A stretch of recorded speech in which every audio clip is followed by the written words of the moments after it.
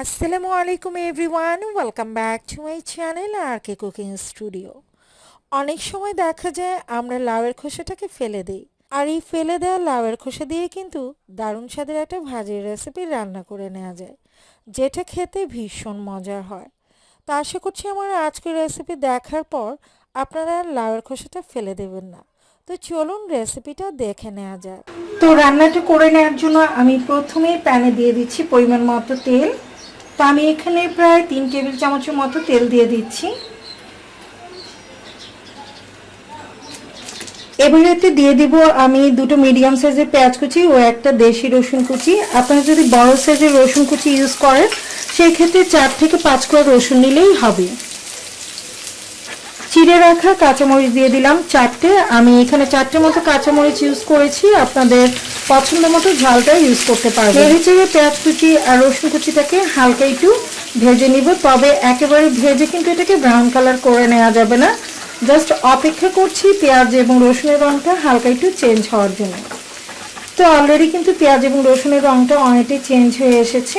এবার আমি এতে দিয়ে দিচ্ছি পরিমাণ মতো পানি, দিয়ে দিচ্ছি স্বাদ মতো লবণ, 4 চামচের 3 ভাগের 1 ভাগ হলুদ গুঁড়ি, 4 চামচের 3 ভাগের 1 ভাগ ধনিয়া গুঁড়ি, লাল মরিচের গুঁড়ি দিয়ে দিচ্ছি এখানে আমি 1 চা চামচ পরিমাণ। তো আমি একটু ঝাল ঝাল খেতে পছন্দ করি, সেজন্য মরিচের গুঁড়োটা একটু বাড়িয়ে দিয়েছি, আপনারা চাইলে একটু কমিয়েও নিতে পারেন। নেড়ে চেড়ে মশলাটাকে খুব ভালো করে একটু কষিয়ে নিতে হবে। তো মশলাটা খুব ভালোভাবে কিন্তু কষিয়ে নেওয়া হয়ে গেছে। এবার আমি এতে দিয়ে দিব ধুয়ে রাখা চিংড়ি মাছ। আমি এখানে বেশ কিছু পরিমাণে চিংড়ি নিয়েছি, আর চিংড়িটা মিডিয়াম সাইজের। আপনারা চাইলে কিন্তু একদম ছোট টাইপের চিংড়ি দিয়েও রান্নাটা করে নিতে পারবেন। আর এই ফেলে দেওয়া লাউয়ের খোসা দিয়ে এভাবে ভাজিটা করলে কিন্তু খুবই মজা লাগে। তো চিংড়ি দিয়ে আপনারা এটা রান্না করে দেখতে পারেন, খেতে অসম্ভব মজা লাগে। তা আমরা কিন্তু অনেক সময় দেখা যায় লাউয়ের খোসাটা ফেলে দিই, কিন্তু লাউয়ের খোসা দিয়ে যে এত মজার একটা ভাজির রেসিপি করে নেওয়া যায় সেটা হয়তো অনেকেই জানি, আবার অনেকেই জানি না। তো আপনারা এটা ট্রাই করবেন, নিশ্চয়ই ভালো লাগবে। তো চিংড়ি মাছ দিয়ে আমি জাস্ট 1 থেকে 1.5 মিনিট এটাকে একটু ভেজে নিব মশলার উপর। তো কিছুক্ষণ ভেজে নেওয়ার পর দেখবেন যে চিংড়ির কালারটা অনেকটাই চেঞ্জ হয়ে এসেছে, এরকম লালচে টাইপের হয়ে গেছে। তো এই পর্যায়ে আমি দিয়ে দিব ধুয়ে রাখা সেই লাউয়ের খোসা।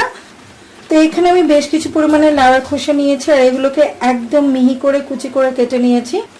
সাথে কিছু আলুও দিয়েছি, আলুও কুচি করে দিয়েছি। একেবারে শুধু লাউয়ের খোসা দিলে কিন্তু খেতে ততটা ভালো লাগবে না। তো আপনারা চাইলে কিন্তু শুধু লাউয়ের খোসাটা দিয়েও রান্নাটা করে নিতে পারেন। আমি কিছু আলুও কুচি করে নিয়েছি, এখানে প্রায় 4টার মতো মিডিয়াম সাইজের আলু কুচি নিয়েছি। তো এগুলো এবার দিয়ে দিচ্ছি। তো চেষ্টা করবেন একটু মিহি করে কুচিয়ে নেওয়ার, তাহলে খেতে ভালো লাগবে। তো আমি চেষ্টা করেছি যতটুকু সম্ভব মিহি করে এটাকে কুচিয়ে নিতে। টালা জিরার গুঁড়ি দিয়ে দিচ্ছি এখানে 1/2 চা চামচ পরিমাণ, যেহেতু আমি চিংড়ি ইউজ করেছি সেজন্য কিছুটা জিরা গুঁড়ি দিয়েছি। এবার নেড়ে চেড়ে খুব ভালো করে মশলার সাথে সবকিছু মিক্স করে নিতে হবে। খুব সামান্য পরিমাণে পানি, তো খুব বেশি পানি দিব না, আমি মোটামুটি এখানে 1/2 কাপের মতো পানি দিয়েছি। এবার ঢাকনা দিয়ে ঢেকে এটাকে বেশ কিছুক্ষণ রান্না করে নিব। তবে চুলার আঁচটা কিন্তু আমি হাই রাখবো না, আমি মিডিয়াম আছে এটাকে বেশ কিছুক্ষণ রান্না করে নিব, যতক্ষণ না পর্যন্ত আলু এবং লাউয়ের খোসাটা সেদ্ধ হয়ে আসছে। তো আমি প্রায় 15 মিনিটের মতো ঢেকে রান্না করেছি, আর এর মাঝে কিন্তু আমি উল্টে পাল্টে দিয়েছিলাম, আর এখন যে এক্সট্রা পানি ছিল সেটা কিন্তু পুরোপুরি শুকিয়ে গেছে। তারপর কিন্তু ভাজিতে হালকা একটু ভেজা ভেজা ভাব আছে, তবে এই ভাজিটা কিন্তু ভেজা ভেজা টাইপ হলে খেতে একদমই ভালো লাগবে না। চেষ্টা করতে হবে একদম ভাজা ভাজা করে ভাজিটাকে নামিয়ে নিতে। তো ভাজিটা কিন্তু প্রায় হয়ে এসেছে। এই পর্যায়ে আমি দিয়ে দিচ্ছি 1 মুঠ পরিমাণ ধনিয়া পাতা কুচি। আর এই ধনিয়া পাতা কুচির কারণে কিন্তু লাউয়ের খোসা ভাজিটা খেতে খুবই টেস্টি হবে। তো এটা নেড়ে চেড়ে আমি আরো 3 থেকে 4 মিনিট একটু ভাজা ভাজা করে নিব।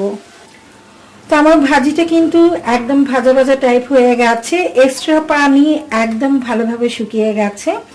আর এরকম ভাজা ভাজা টাইপ করে এটাকে নামিয়ে নিতে হবে। গরম ভাতের সাথে এই লাউয়ের খোসা দিয়ে চিংড়ি ভাজিটা খেতে কিন্তু দারুণ লাগে। আপনারা একবার হলেও রেসিপিটা ট্রাই করে দেখতে পারেন, আশা করছি ভালো লাগবে। ভালো লাগলে লাইক, কমেন্ট এবং শেয়ার করে দিবেন। পরবর্তী রেসিপি দেখার আমন্ত্রণ জানিয়ে আজকের মতো এখানে বিদায় নিয়ে নিচ্ছি। সবাই ভালো থাকবেন, সুস্থ থাকবেন। আল্লাহ হাফেজ।